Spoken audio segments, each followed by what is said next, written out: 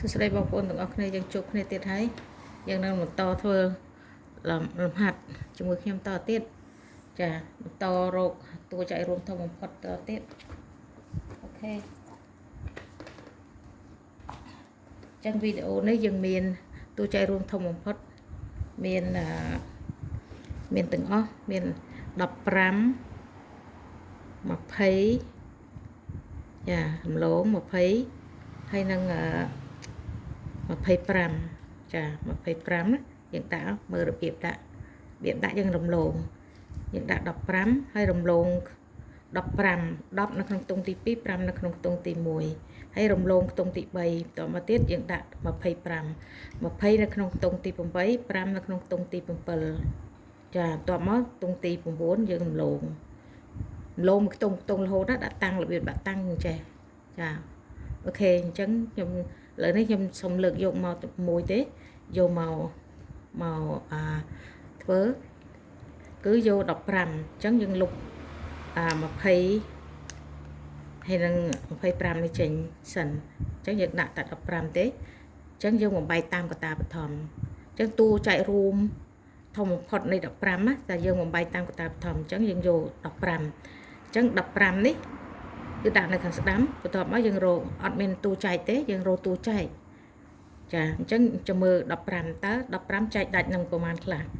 ចាមើលចែក15អាចចែកដាច់នឹង2ទេអត់អញ្ចឹងយើងចែកដាច់នឹង3ទេបានអូខេ3អញ្ចឹងយើងដាក់3ជាតួចែកទី1ហ្នឹងគឺនៅខាងឆ្វេងខ្ទង់ទី1ខាងឆ្វេងណាបន្ទាប់មកយើងយើងថា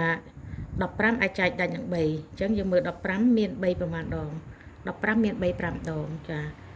3 5ដង15សង15អស់ចា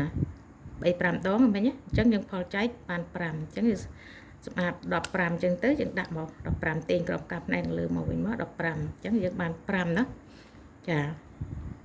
អញ្ចឹងយើង5នេះជាផលចែក5នៅខាងស្ដាំនេះណាជាផលចែកបន្ទាប់មកទៀត5នេះអាចចែកដាច់នឹងខ្លួនវាទៀតអញ្ចឹងយើងត្រូវដាក់លងមួយខ្ទង់រំលងខ្ទង់ទី2មកខ្ទង់ទី3យើងទាញ5មកអូខេនេះជាតួចែកទីលើកទី2នេះតួចែក3នេះគឺលើកទី1ចាអញ្ចឹងយើងមើលផលចែកនេះ5យើងអាចចែកតទៀតអញ្ចឹងវាមានចែកនឹងខ្លួនវាអញ្ចឹងយើងត្រូវចែកនឹង5ចា5ចែកនឹង5យើងបាន1ណា5ចែកយក5ទៅចែកនឹង5យើងបាន1អញ្ចឹងយើងសម្អាត5ទៅយើងដាក់1រុញក្រុមកម្មផ្នែកខាងលើនឹងចេញទៅហើយយើងដាក់1រុញក្រុមកម្មខាងក្រោមរបាខ្ទង់ទី1នោះមកវិញមកហើយ1នេះជាមួយផលចែកឯ3នេះជាតួចែកទី1លើកទី1ហើយ5នេះជាតួចែកលើកទី2